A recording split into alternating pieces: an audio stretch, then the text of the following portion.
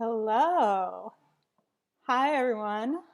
I am honestly a little bit nervous, but this is the first episode of Every Rose Has Its Thorn. Oh no, why am I playing on my own phone? That's a bad thing. Um, Hi, Hammy. Hi, Chad.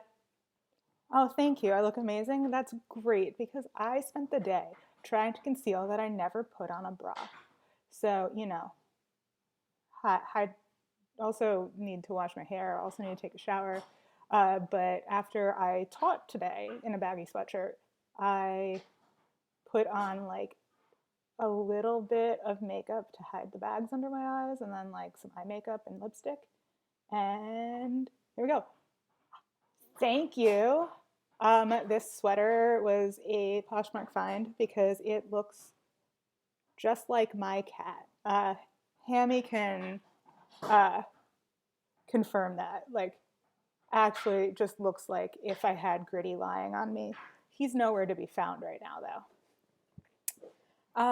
But anyway, today I'm going to be talking to you about a little bit about the first episode of this season of The Bachelor, but also in general, kind of what this show is going to be like. I think normally in the future, I'm going to try to have guests. And please, if you are a Bachelor Nation fan and you would like to come on this show, please let me know. We're just going to be kind of like shooting the shit for an hour on a Thursday night. Right now, it's going to be every other week. If more people get interested, I'll increase the frequency. But for now, I really want to talk about kind of the why and what it means to be someone who, I think I put it in the advertisement that I tell people I watch The Bachelor and they're like, wait, really? Um, and then maybe write it off as like, oh yeah, people like trash TV. But I spend way too much time thinking about this show and everything around it. And it's, I know a number of people that do too. And I think that when you look at how pop culture is a window into society, you also have to look at the most popular current day things in pop culture. And, TV ratings being what they are right now and being unreliable, The Bachelor and Bachelorette consistently win their time slot. And those numbers might be lower and lower and lower every year. But at the end of the day, they're winning their time slot. And what does that mean? Like, it means that a lot of fucking people watch this show. So this week was the premiere of the 25th season of The Bachelor. It is starring Matt James, who is also the first Black Bachelor. That's right, it took 25 seasons of this show to have a Black Bachelor. If that gives you a little bit of uh, reference to what we're working with, the host, Chris Harrison, has been quoted saying, "We just need to find the right person that, if someone's good enough, we will cast him as the Bachelor." And it's this kind of like not so subtly racist bullshit that permeates throughout the entire show. So it hasn't existed for 25 years. It's existed since 2001. But the first few seasons of The Bachelor, there were two Bachelors a year because The Bachelorette had its first season and then didn't continue on for another few years. So before Bachelorette was regularly airing, it would be Bachelor, Bachelor, Bachelor, Bachelor. Um, so Matt James is most famous for being the best friend of Tyler Cameron, who was Hannah Brown's runner-up and a fan favorite.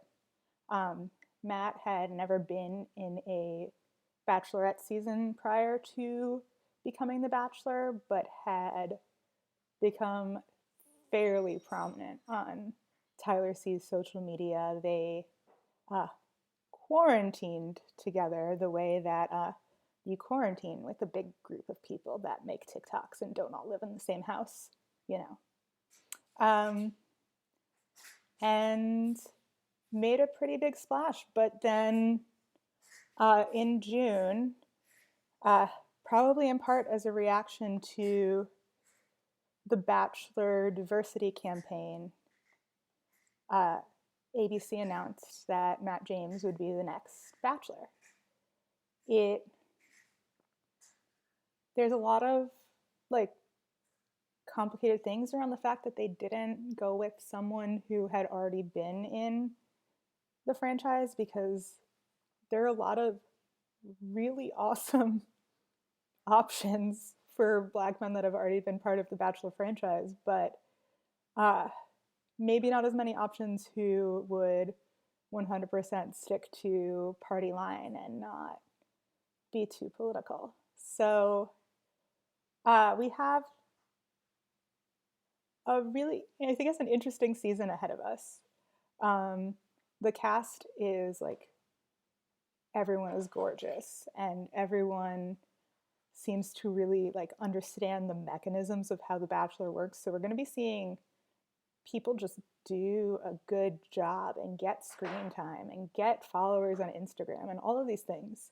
And the last season of The Bachelorette was filmed at a small resort in Palm Springs in the dead heat of summer. And you could kind of see it on everybody every time they were outside. And it was also a fairly small resort. And a lot of the scenes were shot in a kind of low budget manner in the same way, in the same places. And then this season is in this, I mean, obviously we don't know yet, but it's in this sprawling resort in Pennsylvania. And it looks like, even though it's like following COVID protocols, which hypothetically the lead and contestants all quarantined for 2 weeks prior to starting filming. But we know that any guests quarantine for like maybe 4 to 5 days. And I'm not entirely sure how safe it is, but that's, part of it. It's like, what does Matt do? Matt is a commercial real estate, but he's an influencer. He also does commercial real estate in New York City. He knows Tyler C from college football. There are only about 5 jobs on The Bachelor, but also keep in mind that the producers give people jobs to sound more interesting. So like, my favorite example of this is that Demi Burnett, who got like a pretty decent following as Hannah Brown's right hand. Her mom, she was the one with a mom in prison on Colton season, and she was the one who got engaged to a woman who brought in from outside of the franchise on Bachelor in Paradise. They broke up about a month later. And Demi was listed as an interior designer or interior decorator on all of her ITMs in the moments. And she was an interior designer because she was a clerk at Pier 1. So a lot of the time, the way that your job is written in your description is actually how the producers want you to be perceived as serious. So there's a lot to unpack there, but I also really, what I was thinking here was, what is our responsibility as people, like as, I'm assuming, politically aware people, to care what people that we follow, influencers, are doing? Actually, yeah, let's hear it. Before we get into that, let's hear what the 5 jobs on The Bachelor are.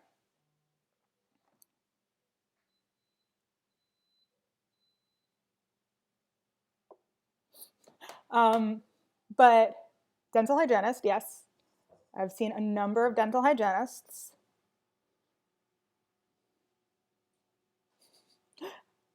Lawyer, yes, there are a lot of lawyers. They've all started to make the same lawyer joke when they enter, like, you are guilty of being hot or something about at that level.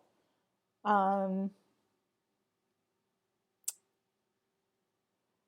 Receptionist, sure, sure, sure. So, what I wanted to talk about, so big thing that's going on right now in Bachelor Nation, and then I'll bring it back to the episode because there were also some fun moments to talk about in this past episode. But there's a big conversation in more like progressive Bachelor viewing circles about who from the Bachelor franchise has made a post about everything that happened yesterday in the United States and the attempted coup and the violence inspired by our president. And it's been a really interesting conversation because it is a good question. Like, what do you all think? What do you think is the responsibility of an influencer to talk about things? What do you think is the your responsibility to make sure that the people you're following, the people that you are literally giving money to, because Instagram followers equals money, are politically aware or politically match you? So I have a brief, I'm going to show you all a little Instagram. Oh no, no, that's better. Okay, so these are all of the Bachelor contestants that did not make a post but have over 1 million followers. So again, it's important to note that there are people who have made the same posts that I've seen most of my friends making, and the like realities of not necessarily wanting activism that is exclusively performative, but also understanding that these people have a million followers. They have at minimum hundreds of thousands of eyes on everything they post on Instagram. And while me posting to my 200 followers or 200 regular Instagram story viewers, right? I have 1,200 followers on Instagram, about 200 who look at my stories, maybe, I don't know. But let's say everybody has like between 10 and 20% of their followers who look at their stories. That's hundreds of thousands of people for these people. My 200 viewers probably have some knowledge of what's going on, have some level of agreeing with me, but not all of these people do. And like, I think that there's something really important when you have that big of a platform that you use it. And as of later today, only one of these people has made any kind of post on Instagram, and it's about being sad about violence. And one of them has made a post on Twitter where he has a much, much, much smaller following. So what does that all mean? Like, another former Bachelor contestant, Taylor Nolan, she's a biracial Black woman who puts out a lot of sex positive content and gets a lot of shit for it. She talks about therapy and sex toys and being herself, and people don't like it. And she posted today that after posting like several stories and I think one main grid post that talked about violence at the Capitol, that she lost 3,000 followers again. And it's not like she's ever been particularly quiet about any of these things. And it brings up a really interesting question of like, look at all these white influencers. Why aren't they posting? And why are they thinking that it's okay to do this? So generally, what is the demographic of Bachelor viewers? Um, it's hard to say. Like, I don't have actual data on this, but yeah, Taylor Nolan is awesome. But the demographic, I mean, my assumption is that a lot of the time they are catering to a conservative white evangelical crowd. Is that necessarily fair? I don't know, but I do know that that is a very vocal demographic of Bachelor viewers and a demographic of Bachelor viewers that got contestants from the last Bachelor season, like Madison Pruitt, to 2 million followers. Madison was best known for refusing to, not saying that it, like not going to the fantasy suite, and which is where you get off camera time overnight together, and being upset that Pilot Pete had sex with other women, and very specifically saying that that was a deal breaker for her, which another contestant responded with, we all know what we signed up for. We know what show we signed up for. So it's an interesting quandary. But like a lot of Bachelor contestants have Bible verses in their Instagram bios. Matt James, his opening speech to his contestants was asking them to pray with him. And it's a very weird thing to see. I know I am uncomfortable with it, and yet I can't really look away. And I don't know if any of the rest of you have things like this where you watch them and you're like, am I just perpetuating these bad things, or can I possibly have an impact? Can I possibly make this bigger? Yeah, it's on national television. The Bachelor is the most popular show on Monday nights. It is like television's most popular Monday night show, and brings in a lot of ad revenue. It is, yeah, it is. It's like, it is a big deal. It isn't, I mean, our viewership for everything is down, so I don't know if I can like really like accurately describe TV watching numbers. I think that we're also seeing like a very big upcoming shift into primarily streaming media. But yeah, it is a big deal and not a very expensive show to produce. So it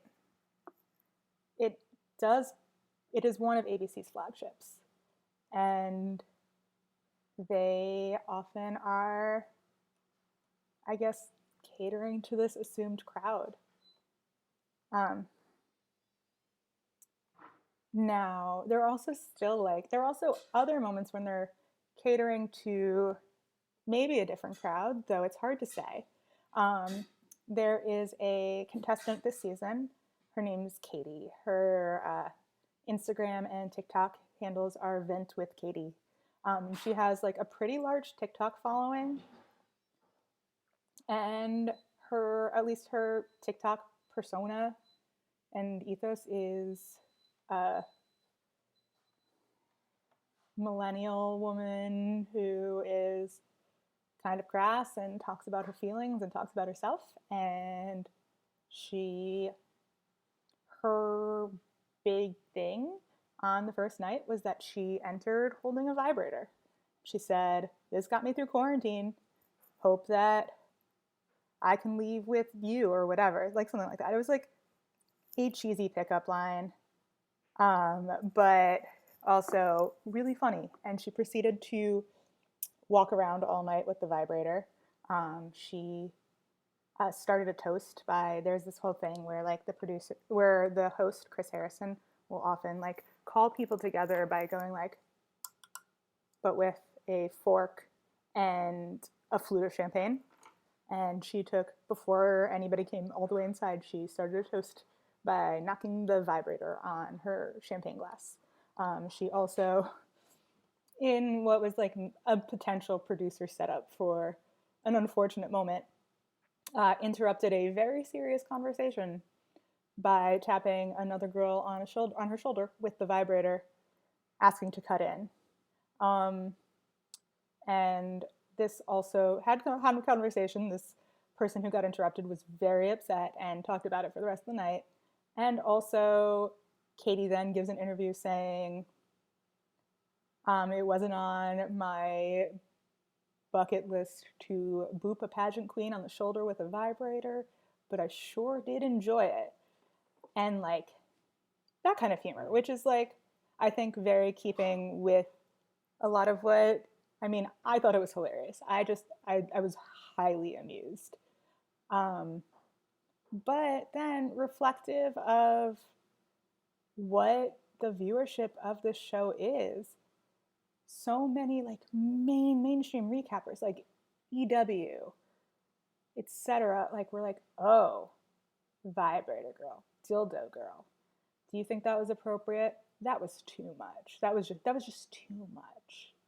And it's like, y'all, this is a show, like, the whole show is about sex and dating, like, creating this, like, I don't know, this, like, sheen of desirability. It's not, like, there is nothing about the show where sex shouldn't be talked about. And yet, there we are. Like, that's this show that we're watching. So I am like constantly thinking like, why am I watching this shit? And part of the answer is like, I am deeply amused by it. I like watching it. I like talking to people about it. I like listening to recaps about it. I like seeing what the contestants are doing. Is it sex from the point of view of the male gaze? I would say yes and no. Like it's actually really it's weird because like everything is talked about from the male gaze, but at least the current day filming, like the angles that they use, the way that they pan across people, is not as like as much the male gaze as it used to be. Like they don't, like it's all very much, there's this idea of being there for the right reasons, and you have to be falling in love for sex to be okay. And famously, Caitlin Bristow, when she was the Bachelorette, had sex outside of the fantasy suites. You know, before that final week, she slept with Nick Viall, who was one of the more famous Bachelor contestants. He would eventually become the Bachelor, and everybody was mad at her. Media called her all kinds of really hateful things. The Nick Viall was her runner-up. The man that she eventually ended up with could not handle the fact that she had a relationship with him, that she had been attracted to him, and hypothetically, it ended their relationship. She didn't have sex alone, but Nick was just the likable, kind of, sort of villain-ish person who eventually had a redemption story and became a lead himself. So you're right, she didn't have sex alone. But the way this show talks about women's sexuality is that it's not okay. But you're also expected to wear a bikini for a photo shoot and wear short shorts for a, yeah. Oh, so short circuit. Aren't the Bachelor matches not super successful? No, they are not. So the goal of the Bachelor is to get engaged. Of the, let's say, 24 past Bachelors, one of them has married and stayed married to the person he got engaged to at the end of the show. So 1 out of 24. Of the remaining 23, 2 of them have gotten engaged to, married, and had kids with their runners-up, who they dumped. So they dumped the women that they got engaged to, and then got engaged to their runners-up. Very dramatic, but also like this like very weird thing, where you wonder what happened to make all of those things fall into place. The Bachelorette has had a little bit more success, but like, no, I mean, here's the thing, like, you're creating like a false environment. You have people who are stuck together, even without being in quarantine. You can't leave. You don't have access to any kind of outside media. You don't have any of the normal things you're used to. They just started letting them have books, maybe a journal, no music. You're bored as shit. And all you have to do is drink, talk to the other contestants, and overthink your relationship with whomever the lead is. So you develop this like, I don't know, this like very like intense thing with them. And it's not real. No, it sounds like torture. Like I'm not volunteering to go on it. Also, I am like not who they want for the show. But yeah, it's like you can like kind of follow how these things happen, but at the end of the day, like I don't know. Like I don't know how they are able to consistently promote this like false idea that they're there for love. Yeah, it makes me think of Unreal. I mean, Unreal is like literally based on The Bachelor. One of the showrunners was previously a producer on The Bachelor. Unreal is like a very sensationalist version of it and all of those things, but it is talking about The Bachelor.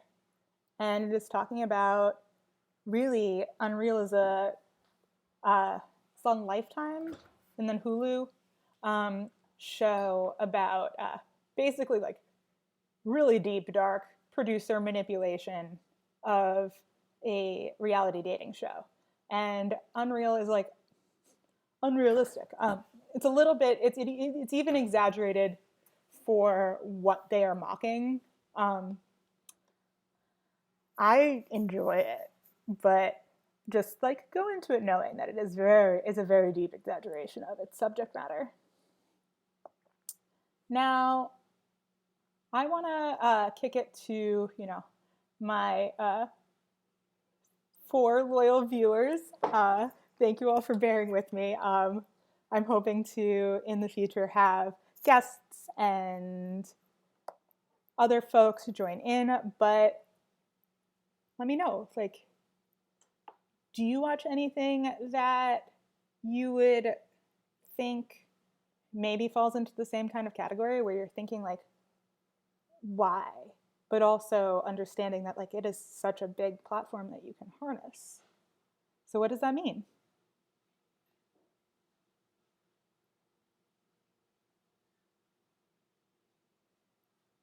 This is awesome and so interesting. Thank you, Hammy. The news. You watch, yeah, I mean, oh, that's a whole other thing. Like what news channels you watch, what anchors you're following, like what does that, like, how does that influence what you think of things? Who do you follow on social media? Like, I don't know, I watch, like I do read news and I do all these things, but I also, like, I don't know about you all, but I have trusted people I follow on Twitter and Instagram, and sometimes that's how I'm getting my news, and I try to verify things. But I don't think that that's an uncommon thing. You watched friends get into a huge fight on Facebook yesterday. God. Yeah. I mean, I'm seeing people get into fights. Oh, you watched Rachel Lindsay's season of The Bachelorette? Rachel Lindsay is probably one of the coolest people who has come out of the Bachelor franchise, and the fact that she does not have a million Instagram followers is highly indicative of the deep-seated racism of most Bachelor fans. If you're at all interested, though, Rachel Lindsay has a podcast called Higher Learning that she does with Van Lathan that is really great. Yeah, that's the thing. So everyone wants to be represented on TV, right? So, like, I don't understand why they, like, I mean, I do understand why, sorry. But, like, wouldn't the worry of losing, like, some racist assholes in your viewership be countered by the fact that having a more diverse cast means you have more diverse viewership? Like, I don't know. There are plenty of obviously like skinny white girls on the show, but like even though it was like the most scripted fake thing when Demi had a girlfriend on Bachelor in Paradise, I ate up every moment of it because it was like, look, there's a quirky bisexual lady on The Bachelor finding love with another woman, you know, like, and it was just this moment of like, oh, this is so cool. This is something to see. Yeah, TV execs are generally older and have a hard time realizing that demographics shift. It's true. And it's like you have this it's frustrating because like you want like social media moves so fast and all of these things are connected, like especially with reality TV, like you might be playing a character of yourself but you're still playing like a human being, right? And you then are trying to move your appearance on this show that doesn't pay you jack shit to get you money off of Instagram advertisements and things like that, which you get because you gained popularity on this mainstream show. But then you have this like big divide where contestants are trying to match the tone of the show with their social media, and it's like what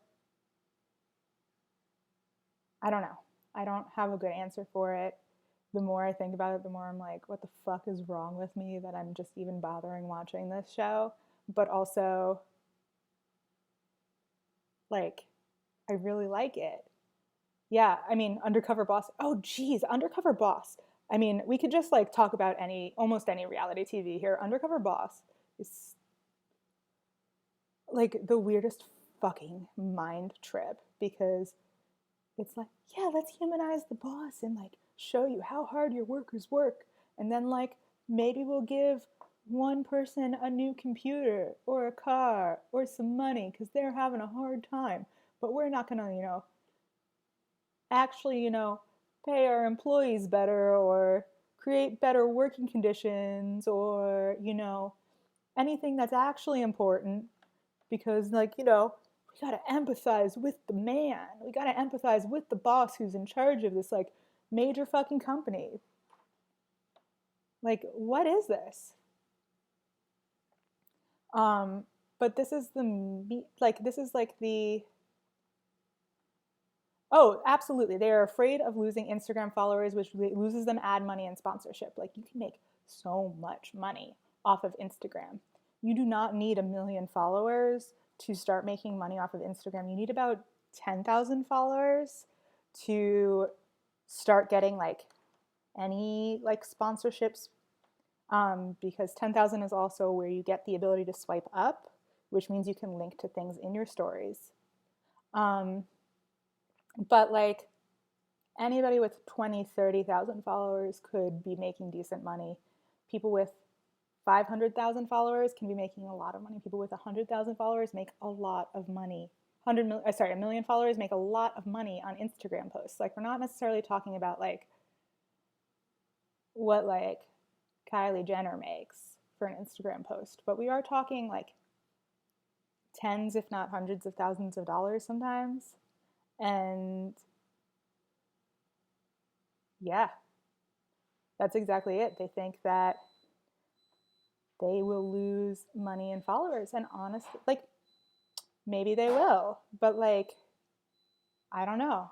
I don't really, I know in the way that I approach my social media, and maybe this is the difference between me being a good social, like being a influencer or not.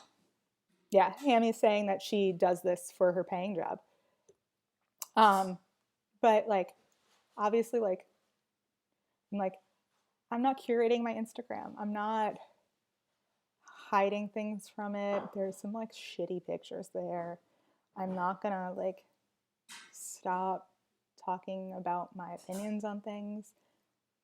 And it would make me probably a terrible reality TV contestant because I'd get a lot of hate or would be told not to post things. And I'd be like, I don't care. But like, again, like, I think that there is some level of responsibility in thinking about who you are following on social media, because again, like, you might only be 1/1,000,000th of that follower count, but it adds up, and that follower count is what gets them money. Anyway, does anyone have any questions? I think that I am going to wrap up early. I think in 2 weeks I would like to try to have a guest, so I am not just talking for 40 minutes to an hour straight, because it's actually like real challenging to keep talking for this long and to not be like doing anything with my hands. Like, I've tried doing this while gaming before, and that's worked out decently well, but just like talking about something, I'm realizing how big of a challenge that is. But does anyone have any closing thoughts, questions, anything that they want to talk about, anything you want to see on this show?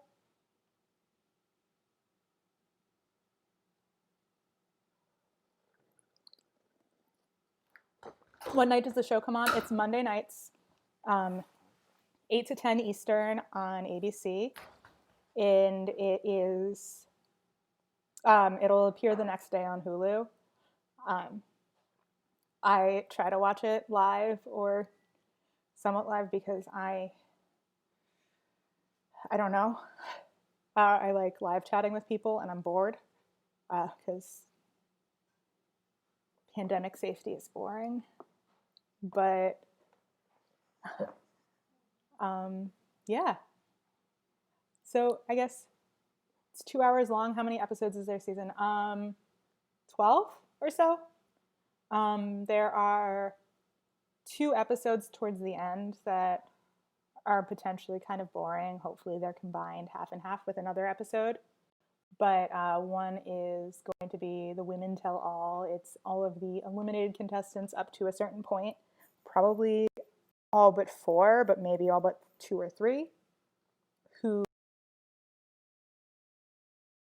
on to talk about their experiences on the show and get into fights and have it out with the lead and whatever. And then after the final rose, where the final couple comes on and maybe the runner-up comes on and has a reckoning with the lead. What's the craziest thing I've ever seen on that show? Let me think for a minute.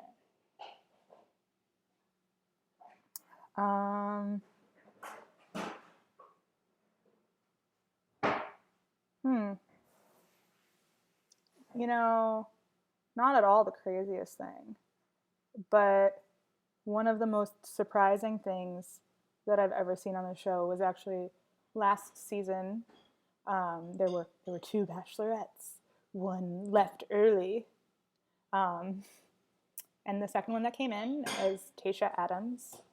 She is biracial, Black, and Mexican, and she had a conversation with one of her contestants on a one-on-one date, Ivan, who is biracial, Black, and Filipino, about being biracial and Black Lives Matter. And Ivan's brother, who had been incarcerated, talking about justice, like justice within the prison industrial complex, like talking about prison guard reform, talking about what it felt like to be a Black person in a predominantly white neighborhood, and what it felt like to see Black Lives Matter protests this past summer. And they had this like really intense, good conversation. And I mean, I'm really glad they did it. It's just like, honestly, this show is such bullshit. I didn't expect them to air something like that. Like, obviously, these conversations are happening. Like, humans are having conversations with each other. But I assume that for the most part, the show is editing things out to make it seem, I don't know, more neutral. And this was like a really pivotal moment. The craziest thing, they've also done some like really shitty things. There was a woman on Sean Lowe's season, Sarah, who has one arm, and this is relevant to everyone. They had a roller derby episode. They had a roller derby episode that group date that they had her go on, and she expressed discomfort at roller skating because of the balance issues that come from having one arm. And this was bank track roller derby with LA Derby dolls, and they set her up to cry while roller skating. And there are the two poles of what this show can be like. Well, anyway, so on that note, thank you all for coming to this episode. Thank you for listening to me just like talk for 45 minutes. I hope you'll come back in 2 weeks.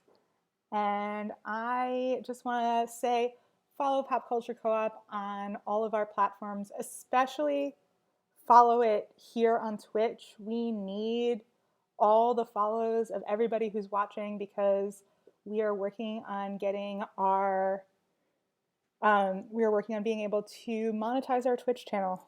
And that means we need streaming hours, we need followers, and we need viewers. And let's see, follow us on Instagram and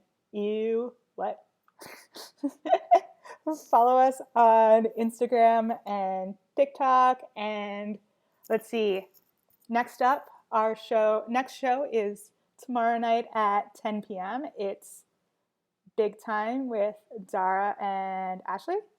And I'm excited to see it, 10 p.m. Eastern Time Friday. I hope I'll see you in the chat then. Okay, thanks so much.